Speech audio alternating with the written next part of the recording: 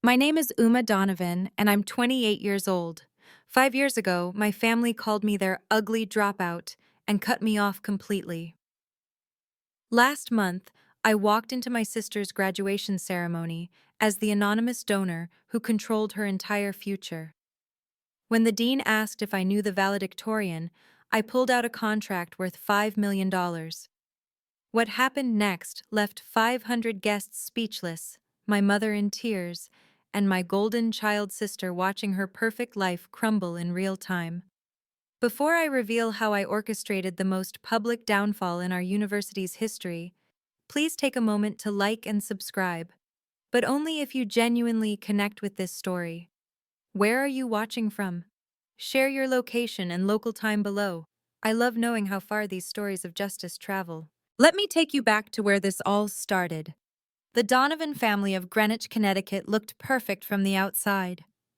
My mother, Patricia, sat on 3 private school boards, hosted charity galas in our colonial mansion, and never missed an opportunity to showcase her achievements, especially her daughters.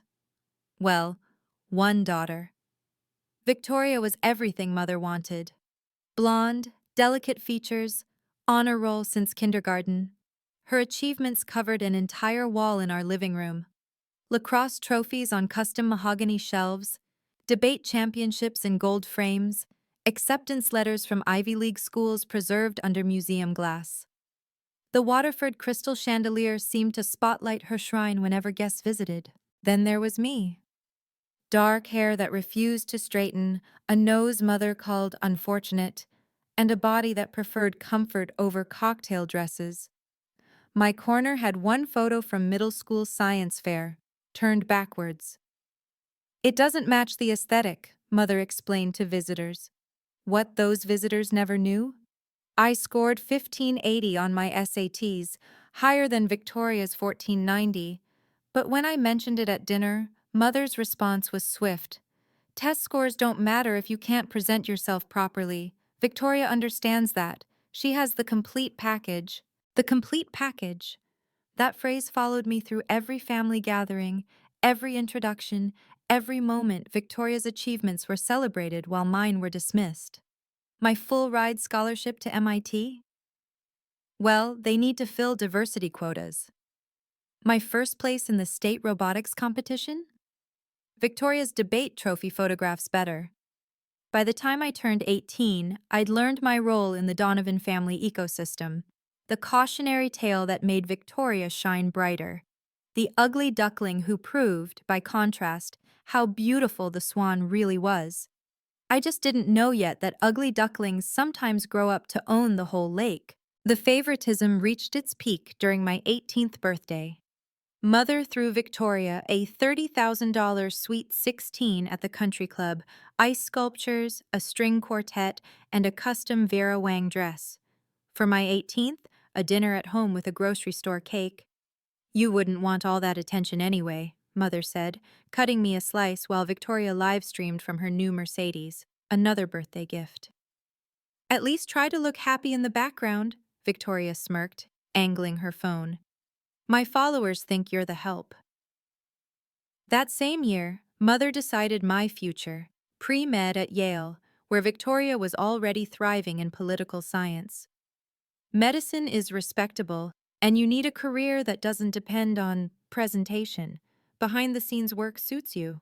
Behind the scenes, even my dreams were supposed to be invisible.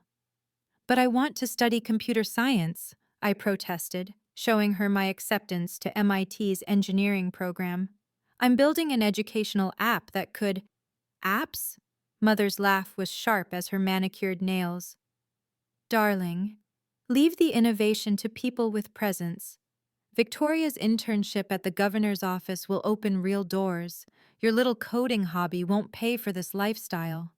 I kept every email from that period in a folder marked evidence. Not sure why, even then. Maybe some part of me knew I'd need proof that this happened, that I wasn't imagining the systematic erasure of everything I achieved. Victoria's contribution was typically cruel. Maybe if you spent less time hiding behind a computer screen and more time at the gym, Mother would take you seriously. I mean, look at us together. People think you're adopted. The irony? While they mocked my coding hobby, my educational app already had 5,000 beta users. High school teachers were emailing me daily, begging for full access. But in the Donovan house, if it didn't come with a gold frame or a society page mention, it didn't exist. Something inside me was keeping score, saving receipts. I just didn't know what for yet. Thanksgiving sophomore year became my breaking point. I just secured my first angel investor meeting for my educational platform, now with 10,000 active users. I made the mistake of sharing the news at dinner. "So this computer thing is why your grades are dropping?" Mother carved the turkey with surgical precision. "Victoria made Dean's List again, and you're wasting Yale's resources on some internet project?" "It's not just some project. Schools in 12 states are implementing." Victoria interrupted with her phone raised. "Oh my God, Uma actually thinks she's the next Mark Zuckerberg." She snapped a photo of me mid-sentence, mouth open, frustration clear on my face. "This is hilarious. When your sister thinks she's a tech genius but can't even dress herself properly." Posted. Within minutes, her 20,000 followers were adding their own captions. Mothers scrolled through them, actually laughing. "At least Victoria knows how to build a brand," she said. "You could learn from her instead of embarrassing yourself with these delusions." That night, I made my decision. I packed everything important into my beat-up Honda and left a note. "Going to build something that matters." Mother's response came via text at 3 a.m.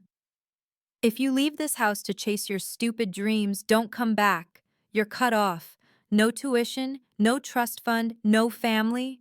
Victoria is my only daughter now." The last thing she said in a follow-up text would haunt her 5 years later. The ugly one finally showed her true colors, a failure and a dropout. "Don't contact us again."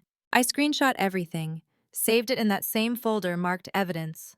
Then I drove through the night towards Silicon Valley, my app running on my phone. Those 10,000 users, the only validation I needed. The Donovan family had made their choice. Now I would make mine. The cruelty of family abandonment hits different when it's calculated and complete. Mother didn't just cut me off, she orchestrated my erasure. She changed the locks on the house within 48 hours, removed my name from the family phone plan, told the country club I'd had a mental breakdown and shouldn't be allowed on the premises. "Your sister is going through some psychological issues," I heard her tell mutual friends through the gossip network. "We tried everything, but she refused help. Sometimes tough love means letting them hit rock bottom." Rock bottom. She had no idea what that really looked like. Victoria played her part perfectly, posting Instagram stories from family Christmas dinner with captions like, "Perfect family time," well, almost perfect, and "so grateful for parents who support real ambition." The photo of my empty chair at the table got 5,000 likes. Meanwhile, I was sleeping in my Honda in a Walmart parking lot, showering at the gym, and working 3 jobs to keep my startup alive. Morning shift at Starbucks, afternoon tutoring, night coding until 3 a.m. My app had grown to 50,000 users, but without funding, the servers kept crashing. The worst part? Victoria sent me screenshots of my failures. "Saw your app is down again. Maybe this is the universe telling you to give up?" Then, "Mom's redecorating your old room. It's going to be her new gift wrapping station." I saved every message, every cruel text, every mocking email. My evidence folder grew alongside my exhaustion. 47 venture capitalists rejected my pitch. "Interesting concept, but you lack the pedigree we typically invest in." Translation: no family connections, no Ivy League degree to finish, no trust fund to fall back on. One investor actually Googled me during the meeting and asked about the family situation. Apparently, Mother's gossip had reached San Francisco. But anger is a powerful fuel. Every rejection, every night in my car, every cruel message from Victoria, I converted it all into code, into features, into determination. My family thought they'd buried me. They didn't realize they'd actually planted me. 2 months of living in my car broke something in me, or maybe it forged something harder. December in California isn't Connecticut cold, but at 3 a.m. in a parking lot, wrapped in a sleeping bag from Goodwill, it's cold enough to make you question everything. The morning Starbucks manager found me brushing my teeth in the employee bathroom. I thought it was over. Instead, she quietly handed me a bag with a sandwich and said, "I've been there. Keep pushing." That same day, Victoria sent another email with the subject line, "Life Update." Just wanted you to know I got the Richardson Scholarship, $200,000 for my senior year and graduate school. Mom threw a surprise party at the club. Everyone asked about you. Mom told them you're finding yourself in California. LOL. How's the car? Still pretending to be the next Steve Jobs while flipping lattes? I stared at that email on my cracked phone screen, rain starting to hit my windshield. My app had 75,000 users now, but I couldn't afford proper servers. Teachers were begging me not to shut down, sending testimonials about struggling students who'd finally started succeeding. "While you're flipping burgers," Victoria's next text read, "I just got into Harvard Law's early admission. Mom's already planning my graduation party. Shame you won't be invited to that one either." That night, I did something I'd never done before. I replied to one of her messages. "Congratulations, Victoria. Save these texts." "Why? Planning to show them to your therapist?" Something like that. I didn't tell her I'd just been accepted to speak at TechCrunch Disrupt's startup battlefield, or that my session on educational equity through technology was already sold out. Some things are better kept in the evidence folder until the right moment. Rock bottom, I learned, is just the foundation for everything you build next. Everything changed at a hackathon in Palo Alto. 48 hours straight of coding, fueled by free Red Bull and determination. I hadn't slept in my car for 3 days, saving gas money for the entry fee. "Your platform is processing how many students?" Marcus Chen, a judge and angel investor, stared at my demo. With no funding? 75,000 active users across 16 states. I showed him the testimonials from teachers, the improvement metrics, the waiting list of schools begging for access. "And you're living in your car to keep this running?" I nodded. No point hiding it. The parking permit on my dashboard was visible. Marcus made a call right there. 20 minutes later, I had a $50,000 seed investment and keys to a startup incubator space with a shower and a couch. "Your family's loss," he said, shaking my hand, "is the tech world's gain." Within a month, I hired 2 developers from my hackathon team. My platform hit 100,000 users. TechCrunch ran a feature. College Dropouts EdTech Startup Revolutionizes Remote Learning. The irony wasn't lost on me. Victoria must have seen the article. Her text was predictable. "Cute little PR piece, though they definitely photoshopped your headshot. BTW, I'm speaking at the Connecticut Education Summit next month. You know, real influence, not internet metrics." I didn't respond. I was too busy fielding acquisition offers and planning our Series A round. But I saved her message in my evidence folder, right next to the screenshot of my bank account showing the first $50,000. The girl living in her car 6 weeks ago now had a team, an office, and a mission. But more importantly, I had something my family never expected me to have: patience. The best revenge isn't served cold, it's served with documentation. 3 years of silence ended with a LinkedIn notification. "Patricia Donovan viewed your profile." My company was now valued at $10 million. We'd just announced our Series B funding.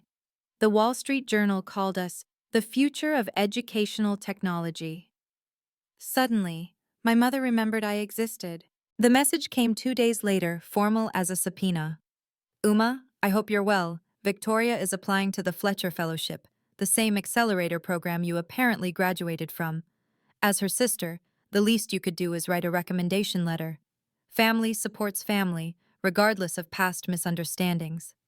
Past misunderstandings. That's what she called abandoning me to live in my car. "I need this by Friday," her follow-up read. Don't embarrass the family further by being petty. I drafted my response carefully. I cannot write a recommendation for someone I don't know professionally. Best of luck to Victoria. Mother's next message dropped all pretense. After everything we invested in your education, this is how you repay us? Victoria has worked harder than you ever did. If you don't help her, I'll make sure everyone in your precious tech world knows about your mental health issues and unstable past. Mental health issues, the ones she invented when she kicked me out. Do what you need to do, I replied. She did. Within a week, posts appeared on alumni networks about my troubled history and family estrangement due to psychological problems. Victoria contributed her own LinkedIn article, When Success Comes Despite a Difficult Sibling, My Journey. She actually monetized our relationship, painting herself as the supportive sister who tried to help her struggling sibling. One potential partnership, a $2 million deal with an educational publisher, called to discuss concerns about my background. They pulled out the next day. But while my family was playing checkers, I'd been playing chess. Every post they made, every lie they spread, every threat they issued, I documented it all. My lawyer called it a gift-wrapped defamation case. Should we proceed with legal action? She asked. Not yet, but start preparing the paperwork. The family's retaliation was swift and vicious. Mother posted in the Yale alumni Facebook group about her heartbreak over her daughter's refusal to seek help. Victoria started a whisper campaign, calling my former classmates with concerns about my stability and suggesting they distance themselves professionally. I'm just worried about her, Victoria told a mutual connection, who immediately forwarded me the conversation. She's always been jealous of my success. Now she's trying to sabotage my fellowship application out of spite. The irony burned. She had everything, the family support, the trust fund, the connections, and still needed to destroy me to feel secure. 3 more investors expressed concerns. My board called an emergency meeting. One member actually asked if I should take a break for the company's reputation. Your family drama is becoming a liability, the board chair said bluntly. Fix this or step aside. That night, alone in my apartment, a real apartment now, not my Honda, I nearly gave up. I had the NDA drafted, ready to sign away my right to speak about them in exchange for their silence. Then, Marcus Chen, my first investor, called. Just got an interesting email from a Professor Mitchell at your sister's college. You might want to hear this. Professor Mitchell had been tracking Victoria's academic work for 2 years. The plagiarism was extensive. 5 papers, including her senior thesis, which borrowed heavily from code I'd written and published open source 3 years earlier. My code, in her thesis about innovation in educational technology. She's about to receive the President's Award at graduation, Professor Mitchell explained. I've been overruled by the administration because of your mother's donations. But if someone with standing were to raise this publicly... Standing. I looked at my bank account, my company's valuation, the offers coming in. Send me everything, I told her. They didn't know I had been preparing for this moment. They were about to find out. The board meeting that should have ended my career became my darkest hour. 12 people in a conference room with floor-to-ceiling windows overlooking San Francisco, all avoiding eye contact. The negative press is affecting our valuation, the lead investor said, sliding a folder across the mahogany table. We've had 3 major clients express concerns. Uma, we think it's best if you take a temporary leave as CEO. Temporary. We all knew what that meant. My family is spreading lies. Your family is well connected, he interrupted. Your mother sits on boards with people we need. Your sister's LinkedIn article has been shared 50,000 times. True or not, perception is reality in this business. My phone buzzed. Victoria. Heard about your little board meeting. Maybe it's time to admit you're not CEO material. Some of us are born leaders, others are just dropouts. I wanted to show them Professor Mitchell's evidence right then, but my lawyer had advised waiting. If you're going to strike, make it count. One shot, public, undeniable. I need a week, I told the board. Give me 1 week to resolve this. They agreed, barely. As I left, I heard one member whisper, "Should have known better than to back someone with baggage." Baggage? Is that what they called systematic family abuse now?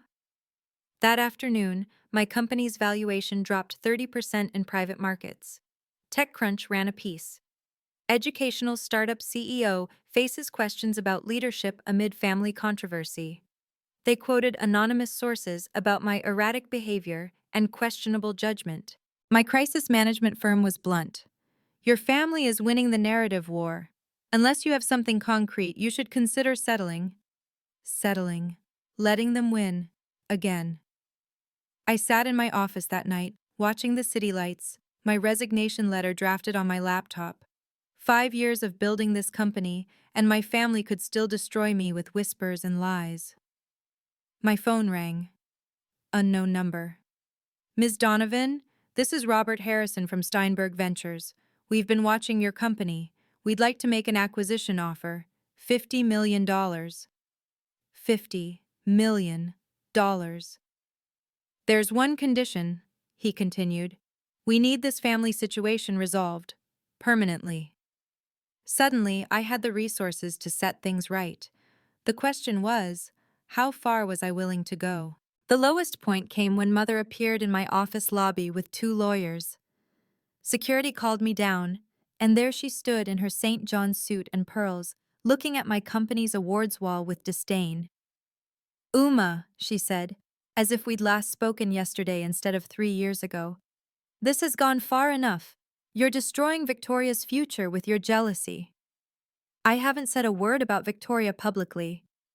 Refusing to write her recommendation is sabotage. She pulled out a document. Sign this. It states you'll cease any interference with Victoria's career and acknowledge that your struggles are not our family's responsibility. And if I don't, we'll file a defamation suit. Your little company won't survive the legal fees even if you win. Her lawyer smiled. We've documented your mental health crisis, your dropout status, your homelessness. A jury will see a disturbed individual lashing out at a successful family. Mental health crisis. They were really going to gaslight me in court. You have 48 hours, Mother said, turning to leave. Then, over her shoulder, you've always been jealous of your sister's success. This spite is exactly why we had to cut you off. That night, I nearly signed it. My lawyer reviewed the document. It's aggressive but legal. Sign this and they own the narrative forever. Forever. Victoria would graduate with honors, build her career on plagiarized work, and I'd be legally bound to silence. I was pulling the pen out when my phone chimed. Professor Mitchell. Victoria just submitted her final paper. It's your code again, line for line. I have everything documented, notarized, and witnessed. The graduation ceremony is in 2 weeks. The President's Award will be presented to her publicly. If you wanted to make a statement... A public ceremony. 500 witnesses, Victoria receiving the highest honor based on my stolen work. I put the pen down and opened my laptop. Time to make a different kind of investment. I can't let them do this to another person. That's what I told Marcus when I called him at midnight. This isn't about revenge. If Victoria gets away with this, she'll do it her entire career, and my mother will enable it. What do you need? Marcus asked without hesitation. Time, and a good lawyer who specializes in academic fraud. The next morning, I signed the acquisition deal. $50 million with $20 million up front. Overnight, I went from troubled dropout to multimillionaire, but I didn't announce it. Not yet. Professor Mitchell sent me everything. 5 papers, 3 presentations, and Victoria's senior thesis, all containing my code, my algorithms, even my comments that I'd forgotten to remove from the open-source repository. She didn't even change the variable names, Professor Mitchell said. It's the sloppiest plagiarism I've seen in 20 years. But your mother donates $500,000 annually. The administration won't touch her. Won't. Not can't. There's a difference. I spent the next 3 days researching Victoria's college. They were launching a capital campaign for a new technology center. They needed $10 million. They had raised 4. What if an anonymous donor offered 5 million? I asked my lawyer. That would make them the largest donor in the school's history. And if that donation came with conditions? She smiled. Every donation does. What kind of conditions are we talking about? The kind that are ironclad and retroactive. That afternoon, I created the UMA Foundation for Educational Integrity.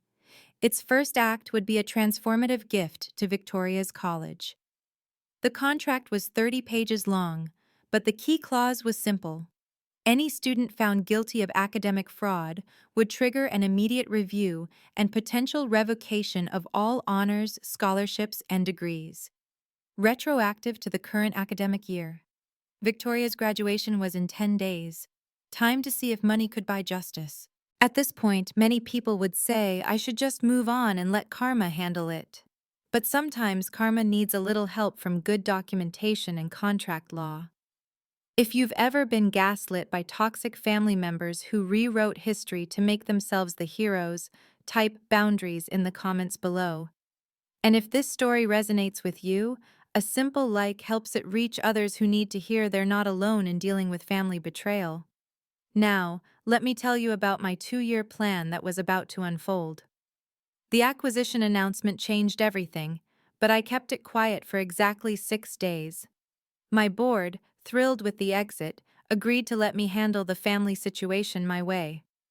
$50 million buys a lot of patience. Congratulations, my new CEO sent via text. Take your time with the transition. We want you happy and focused. Happy. I hadn't felt that in years. But I was about to feel something better. Vindicated. The same day, Dean Harrison from Victoria's College called personally. Ms. Donovan, we've received your foundation's pledge. $5 million is transformative. The board is meeting tomorrow to approve the terms. All the terms? I asked. Every single one. The academic integrity clause is actually something we've wanted to implement for years. Your donation gives us the leverage to enforce it. Leverage. My new favorite word. Meanwhile, my family had no idea. Victoria posted another Instagram story from campus. Final week before graduation. Can't wait for everyone to see me get the President's Award. #blessed, #hard work pays off. Hard work. She meant my hard work, stolen line by line. Mother sent one last threatening email. 24 hours left to sign our agreement, or we file suit Monday morning. Don't test me, Uma. You've always been too emotional to think strategically. I forwarded it to my lawyer with one word. Evidence. That night, I stood in my empty office, the acquisition team would move in next week, and looked at my wall of code printouts. 5 years ago, I'd written those algorithms while sleeping in my car, dreaming of helping struggling students. Victoria had copy-pasted them into a thesis about innovative solutions for educational equity. The irony was perfect. She'd stolen my work about helping others to help herself. My phone buzzed. The dean again. The board unanimously approved your donation. The announcement will be made at graduation, right before the President's Award. You're invited as our guest of honor, though you can remain anonymous until the ceremony if you prefer. Anonymous until the ceremony. Even better than I'd planned. I'll be there, I replied. Save me a seat on stage. With $5 million committed and the contract signed, I began phase 2. Documentation. My lawyer hired a forensic analyst to compare Victoria's papers with my published code. The results were damning. 92% similarity, the analyst reported. She literally copied your GitHub repository and pasted it into her thesis. The timestamps show your code was published 2 years before her first draft. Is this enough for academic fraud? This is enough for criminal copyright infringement, but I assume you want to handle this differently? I did. Criminal charges would make me look vindictive. But a donation contract with an integrity clause? That was just good governance. Dean Harrison called again. Ms. Donovan, I need to inform you of something delicate. We've received an internal complaint about Victoria Donovan's academic work. Given your donation's integrity clause, we're obligated to investigate before graduation. Who filed the complaint? I asked, knowing the answer. Professor Mitchell. She's been documenting issues for 2 years, but was previously overruled. Your donation changes the dynamics. If fraud is discovered, we'll have to act, regardless of considerations. Other considerations, like my mother's $500,000 annual donations. I understand, I said. The Foundation's position is clear. Academic integrity is non-negotiable. The investigation will be complete by graduation day. If violations are found, we'll need to address them publicly, given the President's Award is a public honor. Publicly. 500 guests, including my mother's entire social circle, would witness whatever came next. I spent the next 3 days preparing. I bought a new suit, understated but expensive, the kind of quiet luxury my mother always preached but never thought I could achieve. I had my assistant book a suite at the Four Seasons near campus. I even hired a security detail, just in case things got heated. Why security? My lawyer asked. You haven't met my mother. When she realizes what's happening, she'll try to stop it. She can't stop a legal contract. No, I agreed, pulling up the donation agreement on my tablet. She can't. The private investigator I hired worked within legal bounds but was thorough. Within 72 hours, she had everything. Receipts from samill.com linked to Victoria's credit card, emails between Victoria and the ghostwriter, even Victoria's Venmo payments labeled homework help. Your sister wasn't subtle, the investigator said, sliding the folder across my desk. She paid $15,000 over 4 years for papers. But here's the interesting part. Your mother knew. She showed me an email from Mother to Victoria. Use the supplementary card for your tutoring expenses. Keep receipts minimal. Tutoring expenses, code for academic fraud. Professor Mitchell added her own evidence. 3 plagiarized papers from Victoria's junior year, all flagged by detection software but overruled by the department chair after a significant donation from my mother. I've been keeping records since Victoria's sophomore year, Mitchell told me over coffee. Your mother actually threatened my tenure when I first raised concerns, but with your donation's integrity clause, she has no power here. Would you be willing to present this at graduation if needed? I've been waiting 3 years for this opportunity. My lawyer reviewed everything. This is enough to revoke her degree, her scholarships, everything. But Uma, are you prepared for the nuclear option? This will destroy your relationship with your family permanently. They destroyed it 5 years ago when they left me homeless. I'm just finishing what they started. That night, I received one last text from Victoria. See you never, loser. After I get the President's Award tomorrow, I'm starting at Goldman Sachs. Mom's already planning my celebration at the club. Shame you'll miss it. Oh wait, you were never invited anyway. I didn't respond, but I did forward the text to my lawyer with a note. Please add this to the evidence file. Tomorrow, everything would change. And they still had no idea who their anonymous donor was. Graduation day -1. I sat in Dean Harrison's office as he walked me through the ceremony protocol. The mahogany desk between us held the program for tomorrow's event. Victoria's name in gold embossing under President's Award for Academic Excellence. The donor recognition will happen immediately before the President's Award, he explained. You'll be seated with the faculty initially. When I call for the anonymous benefactor, that's your cue. And my family? Your mother is in the VIP section, front row. She's actually giving a speech about supporting educational excellence. He paused. She has no idea you're the donor? None. This could get uncomfortable. Dean Harrison, my $5 million comes with one promise: absolute enforcement of academic integrity. Are you prepared for that? He straightened. The investigation into Ms. Victoria Donovan is complete. Professor Mitchell will be standing by with the evidence. If you choose to invoke the integrity clause publicly, we'll honor it immediately.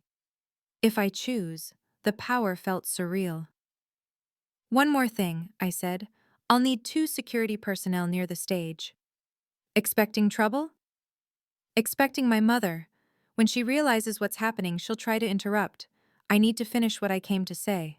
That evening, I stood in my hotel room, looking at the suit hanging on the door. Tom Ford, tailored perfectly, with a subtle Patek Philippe watch. The kind of understated wealth my mother always aspired to, but could never quite achieve. 5 years ago, she'd called me ugly and worthless. Tomorrow, I'd show her what worthless really looked like. My phone buzzed. Marcus, you sure about this? Once it's done, there's no going back. They had 5 years to reach out with genuine apology. Instead, they tried to destroy my company last week. Then give them hell. Professionally, of course. Professionally. That was the key. No emotional outbursts, no vindictive speeches, just facts, contracts, and consequences. In 12 hours, I texted back, everything changes. The evidence folder on my laptop contained 247 files. Tomorrow, they'd all matter. Graduation morning arrived crisp and bright, the kind of New England spring day that looked designed for Instagram stories. 500 guests filled the auditorium, a sea of pastels and proud parents. I entered through the back, my Tom Ford suit drawing a few appreciative glances, but no recognition. 5 years and 30 pounds of muscle from stress-driven gym sessions had changed me enough. From my seat in the faculty section, I could see everything. Mother held court in the front row, her coral Chanel suit perfectly coordinated with her pearl clutch. She was telling another parent about Victoria's exceptional journey and her upcoming position at Goldman Sachs. Victoria sat with the honors students, her blonde hair gleaming under the lights, her smile practiced and perfect. She kept checking her phone, probably monitoring the likes on her big day posts. The ceremony began with the usual speeches about achievement and future potential. Then Dean Harrison took the podium. Before we present our highest honor, I want to recognize an extraordinary act of generosity. An anonymous donor has contributed $5 million to establish our new Center for Educational Technology and Integrity. Murmurs rippled through the crowd. 5 million was unprecedented for this school. This transformative gift comes with a powerful mission to ensure that academic excellence is always paired with academic integrity. The donor is here today and has asked to remain anonymous until this moment. Mother was scanning the crowd, probably calculating which of her society friends had that kind of money. I'd like to invite our benefactor to the stage, Dean Harrison continued. Ms. Uma Donovan. I stood. The auditorium fell silent. You could hear pearls clutching. Mother's face went from confusion to recognition to horror in 3 seconds. Victoria's phone clattered to the floor. Someone in the back whispered, "Is that the Donovan family's other daughter?" I walked to the stage with measured steps, my security details subtly positioning themselves near the stairs. Professor Mitchell moved closer to the podium, iPad in hand. Dean Harrison shook my hand. "Ms. Donovan, would you like to say a few words?" I took the microphone and looked directly at my mother's stunned face. "Thank you, Dean Harrison. It's interesting how life comes full circle. 5 years ago, I was called ugly, worthless, and a dropout by the people who should have loved me most. Today, I stand here as proof that sometimes the best families are the ones we build ourselves." Victoria was trying to leave her seat. An usher gently blocked her path. Time for the real show to begin. "Education saved my life," I continued, my voice steady through the microphone. "When my biological family abandoned me for dropping out to pursue my passion, teachers and mentors became my chosen family. That's why I'm donating this money, to ensure that every student has the support they deserve." Mother was on her feet now, trying to move toward the stage. Security stepped forward subtly. "But support must be paired with integrity," I said, looking directly at Victoria. "Excellence without honesty is just fraud with a fancy degree." Dean Harrison cleared his throat. "Speaking of excellence, we're about to present the President's Award to Ms. Victoria Donovan."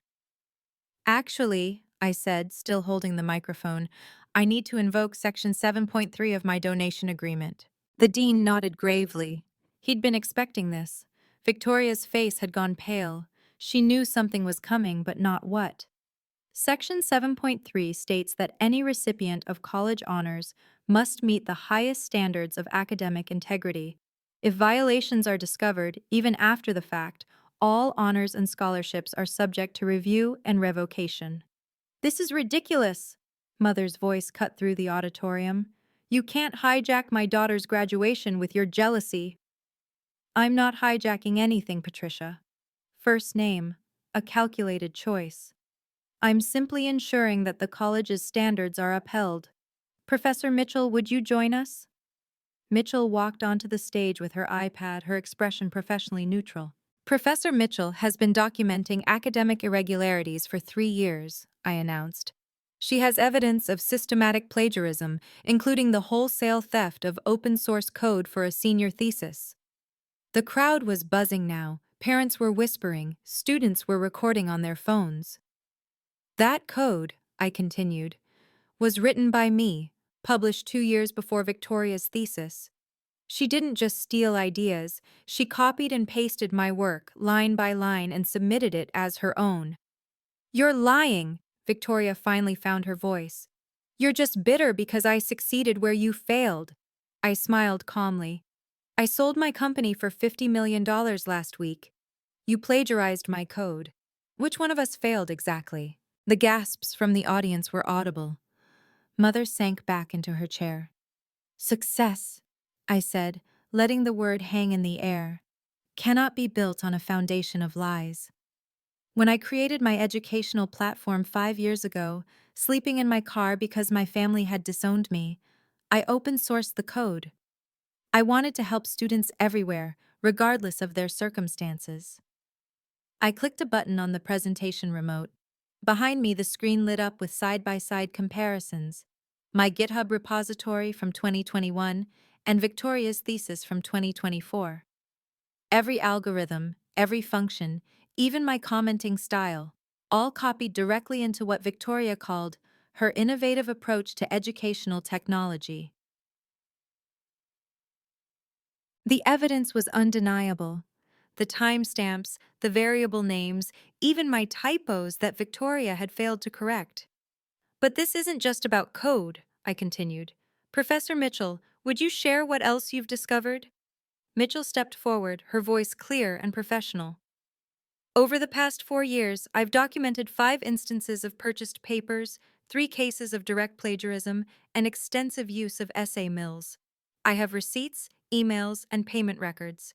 She clicked through her iPad, and the screen showed Venmo transactions. Victoria Donovan paid essay mill Tom $500. Homework help. This is a setup. Mother was standing again, her voice shrill. You're destroying your sister out of spite. No, I said calmly. I'm ensuring that a $200,000 scholarship doesn't go to someone who bought their achievements. That Goldman Sachs doesn't hire someone who will steal intellectual property. That this institution's reputation isn't tarnished by graduating a fraud. I turned to Dean Harrison. As the primary donor to this institution, I formally invoke the Integrity Clause. I request an immediate review of Victoria Donovan's academic record before any honors are awarded. The dean nodded.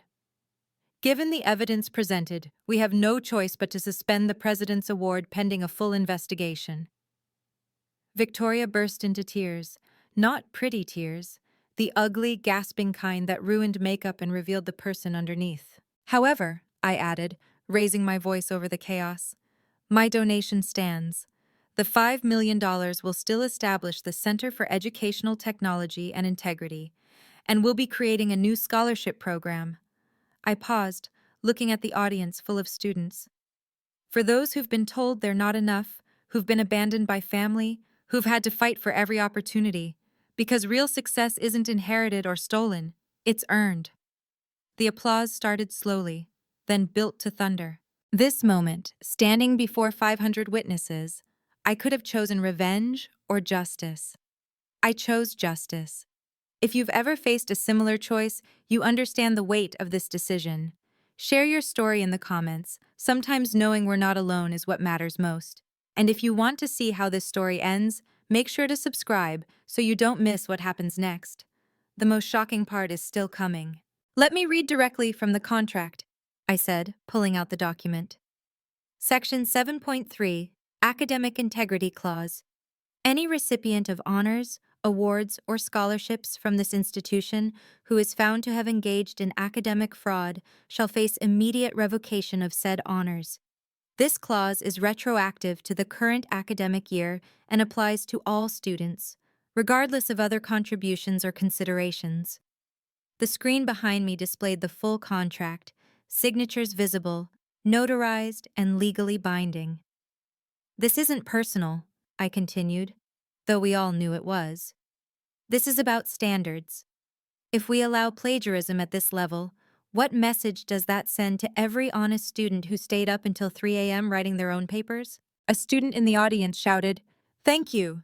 Others began clapping. Dean Harrison took the microphone. The evidence presented requires immediate action. Ms. Victoria Donovan, please remain after the ceremony. The President's Award is hereby suspended pending full investigation. You can't do this! Mother was trying to climb onto the stage now. Security moved to intercept. I've donated $500,000 to this school.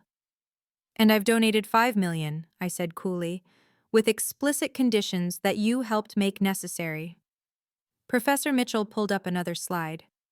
This email from Patricia Donovan to her daughter explicitly discusses tutoring expenses that correspond exactly with payments to essay mills. The email was damning. Use the supplementary card for your tutoring expenses. Keep receipts minimal. Remember, presentation matters more than process. You encouraged her to cheat, Mitchell said, looking at my mother. You funded it. You covered it up when faculty raised concerns. This isn't just about Victoria. It's about a systematic undermining of academic integrity. The crowd was in uproar now. Parents were arguing, students were filming, and somewhere in the chaos, a reporter was speaking rapidly into her phone. As of this moment, Dean Harrison announced, all honors and scholarships awarded to Victoria Donovan are suspended. The board will meet Monday for a full review. Victoria stood up, mascara streaming down her face. You ruined my life. Goldman Sachs will withdraw their offer. Goldman Sachs doesn't hire plagiarists, I said simply. I should know. I'm meeting with their venture capital arm next week about my new company. The truth of it hit her then. While she'd been stealing my old code, I'd been building an empire. Professor Mitchell wasn't finished. She connected her iPad to the presentation system, her voice cutting through the chaos with surgical precision. I want the audience to understand the scope of this fraud, she announced. This isn't a single desperate mistake. This is systematic deception spanning 4 years. The screen filled with evidence. 5 plagiarized papers, each with side-by-side comparisons showing original sources and Victoria's submissions. The similarity percentages range from 78% to 94%. The senior thesis was the boldest theft, Mitchell continued. Ms. Victoria Donovan submitted 12,000 words about educational technology innovation. 11,000 of those words were code and documentation created by Uma Donovan and published on GitHub in 2021. She clicked again. Here are the payment records. $15,000 over 4 years to various essay mills, paid for by a credit card in Patricia Donovan's name. Mother had stopped trying to reach the stage. She stood frozen, watching her carefully constructed world collapse.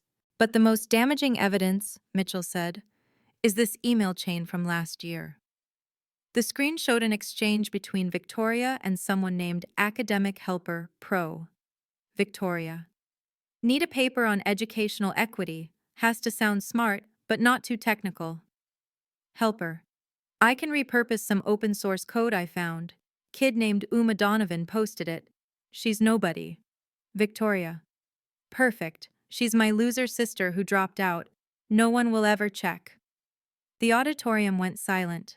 I hadn't known about that email. The casualness of it, calling me nobody, using my failure as cover for her fraud, hit harder than expected. Nobody, I repeated into the microphone. Your nobody sister just cost you everything. An administrator approached Dean Harrison, whispering urgently. The dean nodded and returned to the microphone. I've just been informed that Goldman Sachs has been contacted by a journalist covering this story. They've preemptively withdrawn their employment offer to Ms. Victoria Donovan, effective immediately. Victoria collapsed into her chair. The golden child who'd had everything handed to her was watching it all evaporate in real time. Furthermore, the dean continued, the board has called an emergency meeting for this afternoon. Patricia Donovan, your position on the board will be reviewed given your documented involvement in academic fraud. Mother's face was the color of her pearls, pale, cold, and cracking under pressure. The dominoes fell fast. Dean Harrison read from his phone as updates poured in. The Richardson Scholarship Foundation has formally requested repayment of the $200,000 awarded to Victoria Donovan. Full repayment is due within 90 days. $200,000, more than my family had ever spent on me in 18 years. The Connecticut Education Board is opening an investigation into academic fraud at the secondary level, going back to Victoria's high school records. High school. This went deeper than even I'd known. 3 graduate programs that had accepted Ms. Donovan for fall enrollment have rescinded their offers. Each announcement was another nail in the coffin of Victoria's carefully constructed future. The girl who'd posted "living my best life while others struggle" was watching that life disintegrate. A man in a suit approached the stage, the college's legal counsel. He whispered to Dean Harrison, who nodded gravely. Ladies and gentlemen, I must inform you that this ceremony is now part of an official academic investigation. We ask that no one leave until we've documented witness statements. 500 people, all witnesses to the most public academic fraud revelation in the school's history. Mother finally found her voice. You planned this. You've been planning this for years. No, I said, meeting her eyes. You planned this when you raised a daughter to believe she could buy her way through life. I'm just the bill coming due. My phone buzzed. Marcus had sent a link to a Twitter thread already going viral. Breaking. Tech millionaire exposes sister's academic fraud at graduation ceremony. The sister stole her code while she was homeless. The internet was faster than justice, but today they were aligned. Ms. Uma Donovan, the dean said formally, the board would like to thank you for your donation and your commitment to academic integrity. Your funding will help ensure this never happens again. I nodded, then looked at my family one last time. The saddest part? If you'd just been proud of my success instead of trying to destroy it, we could have celebrated together today. But they'd made their choice 5 years ago. Today was just the receipt. Mother broke through security's line. Desperation gives you strength you didn't know you had. She reached the stage, her perfect composure finally shattered. How could you do this to your family? Her voice cracked, raw and disbelieving. I looked at her calmly. How could you leave your daughter homeless for pursuing her dreams? You chose to leave. You changed the locks. You told people I had mental problems. You tried to destroy my company last week with lies. The audience was silent, watching our family's dysfunction play out like a Shakespeare tragedy. We gave you everything. You gave Victoria everything. You gave me an eating disorder, an anxiety disorder, and a complex about never being enough. The only thing you didn't give me was a choice. I pulled out my phone, scrolling to the saved messages. Would you like me to read your text from 5 years ago? The ugly one finally showed her true colors, a failure and a dropout. Don't contact us again. Several parents in the audience gasped. Or Victoria's email from when I was living in my car? While you're flipping burgers, I just got into Harvard Law's early admission. She knew I was homeless and chose to mock me. Victoria stood up, mascara streaked and shaking. You're destroying my life out of jealousy. No, I said firmly. You destroyed your own life out of laziness. You had every advantage, money, connections, support, and you still chose to steal. You stole from the sister you called ugly and worthless, thinking she'd never amount to anything. I turned back to Mother. You want to know how I could do this? the same way you could throw me away, easily, and without looking back. We're your family. No, family doesn't abandon you for being imperfect. Family doesn't mock your dreams. Family doesn't try to sabotage your success. You're just people I share DNA with. Security finally reached Mother, gently but firmly escorting her from the stage. I'm not pursuing legal action, I called after them. The truth is punishment enough, but if you contact me again, if you spread one more lie about me, my lawyers will handle it. As they were led away, I added one final thing. I'm not your ugly dropout anymore. I'm your consequence. The auditorium erupted in applause. One more thing, I said, raising my hand to quiet the applause. I mentioned a scholarship program. The screen behind me changed to display the Authentic Achievement Award. $1 million per year will fund 5 students who've overcome family rejection, abandonment, or abuse. Students who've been told they're not enough but refuse to believe it. The criteria appeared on screen.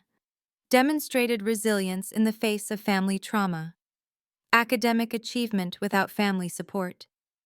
Commitment to helping others from similar backgrounds.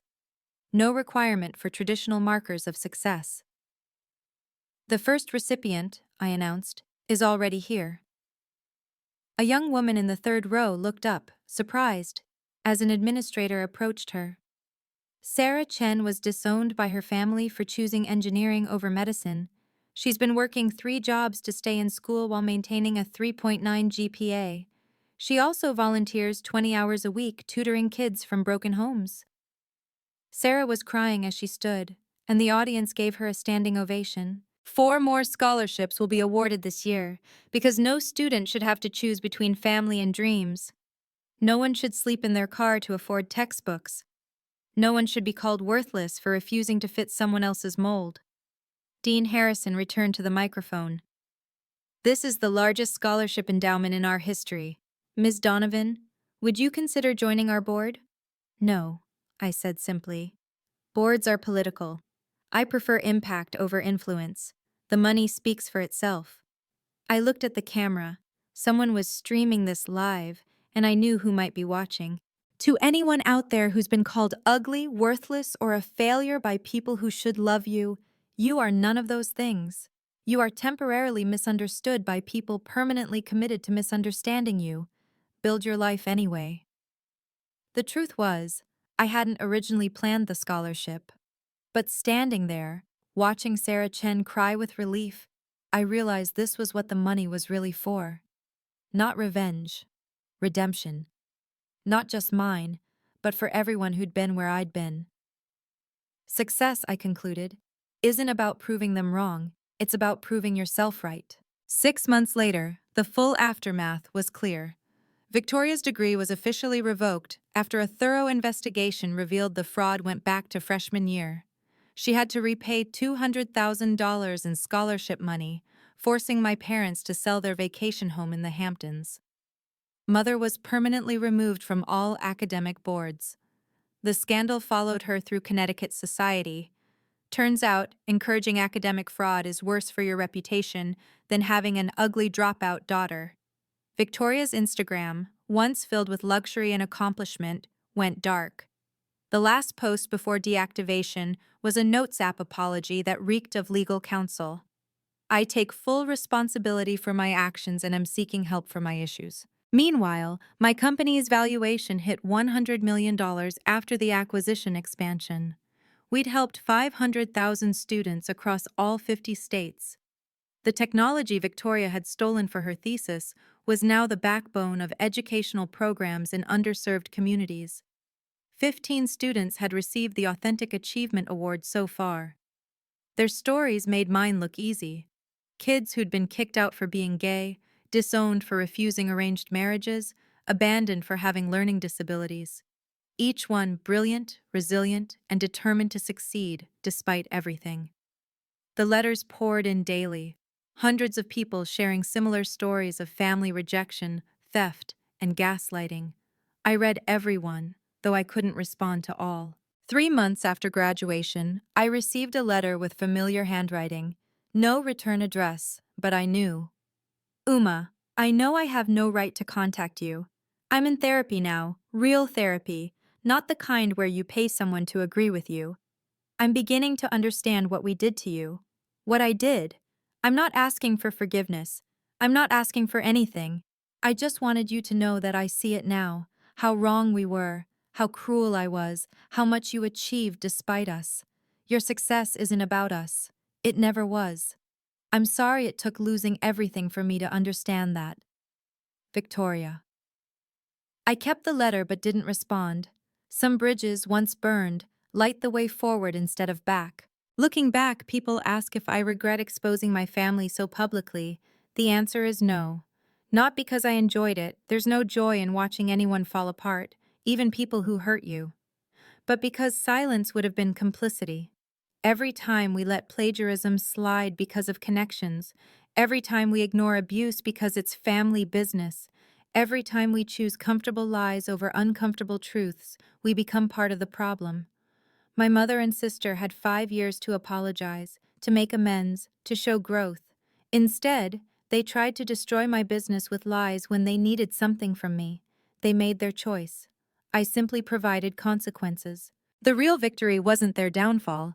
It was the 15 students who could now afford college. It was the professor who could finally speak truth without fear. It was the institution that could now enforce its standards equally. Your worth was never determined by their words. Read that again. I was called ugly, worthless, and a failure by the people who should have loved me most. Those words nearly broke me. Living in my car, stealing shower time at gyms, eating one meal a day to save money, that almost broke me. But almost is the key word. Because here's what I learned, sleeping in that Honda, coding until my eyes burned, building something from nothing. The best revenge isn't revenge at all. It's success that helps others succeed. It's turning your pain into someone else's possibility. My family gave me trauma. I turned it into a $100 million company and 20 full scholarships.